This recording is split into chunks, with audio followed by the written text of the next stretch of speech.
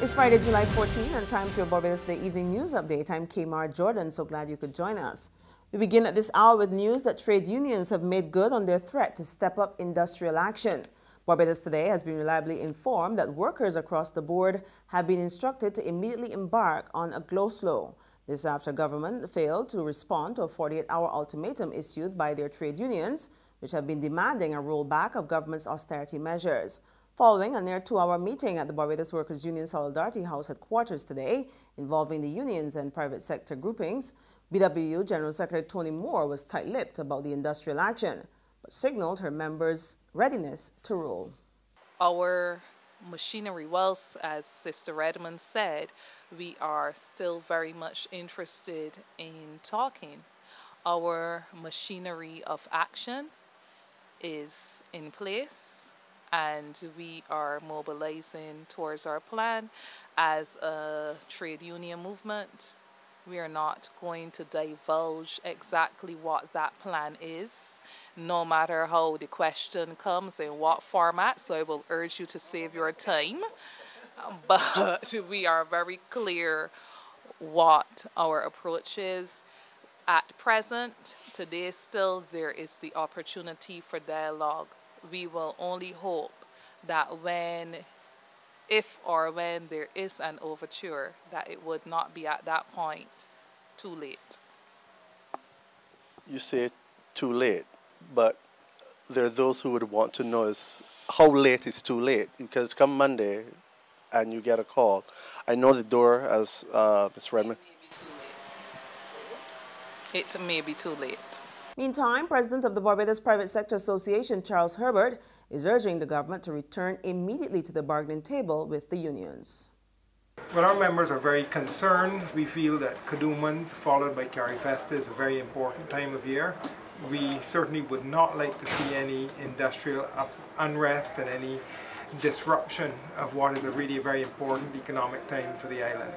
So we're very, very concerned, and we really urge the Prime Minister to start dialogue and do his best to avert any disruption of this important season. The unions have, however, come under fire from former President of the Police Association, Hartley Reid.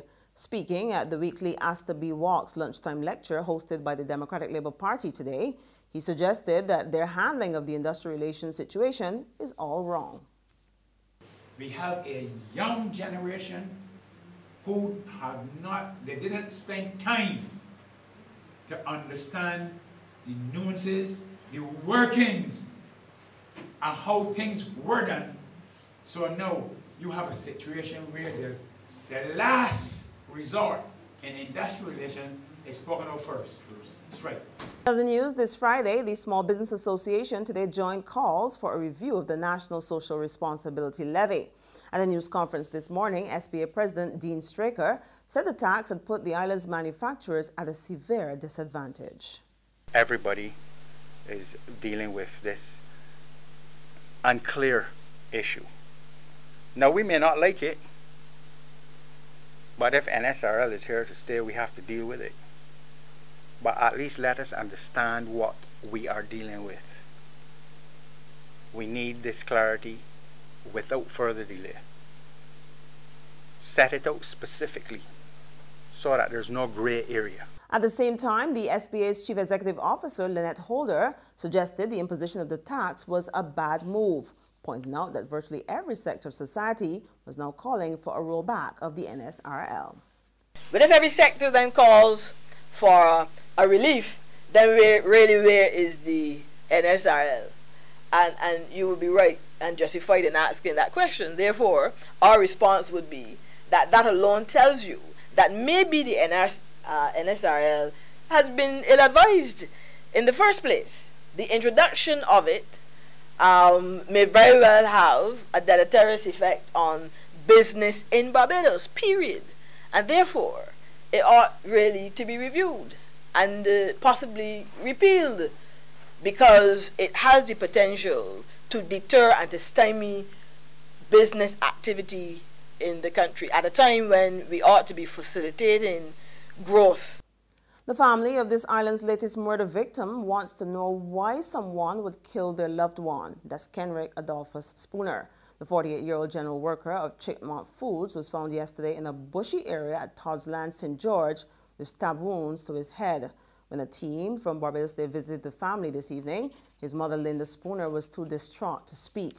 However, his sister, Catherine, said her brother, who has 4 children, was a quiet, kind, and cheerful individual. She's hoping that the perpetrator or perpetrators will soon be brought to justice. Former Prime Minister Owen Arthur is hitting back at Barbados Labour Party elder Sir Richard Cheltenham, who yesterday suggested that Mr. Arthur was responsible for the ongoing feud between the opposition and himself.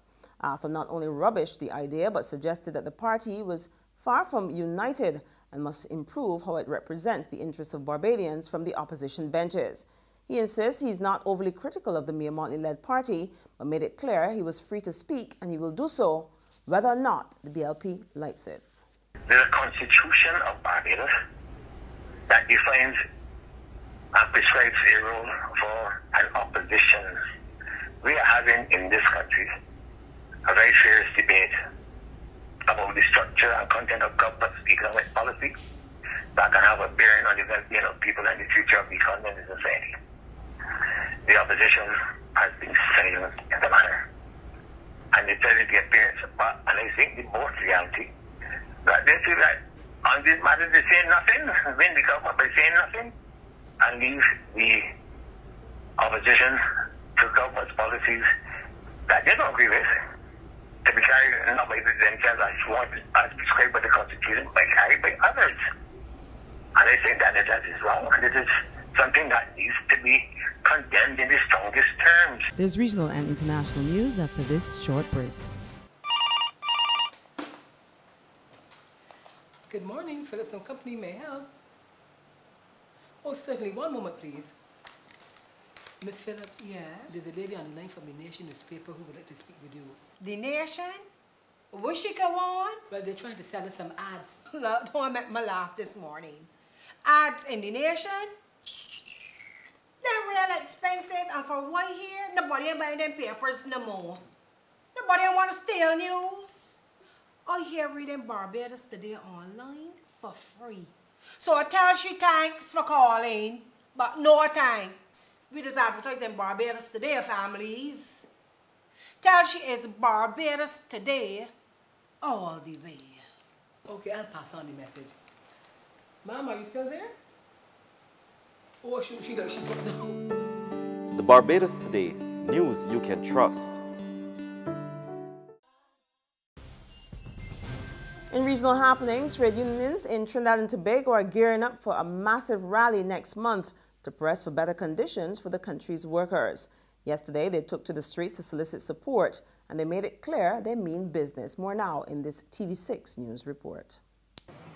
Round 2 of mobilization efforts for the joint trade union movement, this time in Chaguanas.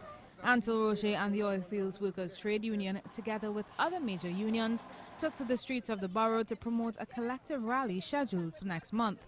Roche says mobilization is important as the working class deserves to know their rights. And so we are only hearing about announcements on the political platform about public sector cuts and all of those things. We will not accept that. That is not what we sat and draft out and agreed to. Santa believes the unions have a responsibility to make it clear to the working class that they deserve better. They say next month's rally will do just that. We are committed to carry out our role and responsibility, which is the protection of the rights and privileges and the interests of the working class. On the international scene, Turkey has dismissed more than 7,000 police officers, ministry staff, and academics ahead of the one-year anniversary of an attempted coup. It comes as part of a major purge of state institutions, including the judiciary, police, and education. Tomorrow, Turkey marks 1 year since rogue soldiers bombed buildings and opened fire on civilians as part of a plot to bring down the government. More than 250 people were killed in the violence. And on that sad note, we end our evening news update, but there's more online at www.barbadostoday.bb. Remember, you can also subscribe to our e-paper or email updates, or you can like us on Facebook. We're also on Izumi Media in bus terminals, or Screenplay in a supermarket or a gas station near you. Also, check us out if you're moving around Barbados today or even this weekend on Mix 96.9 FM. I'm Kmar Jordan. Have a fabulous weekend and be sure to join us right back here first thing Monday morning.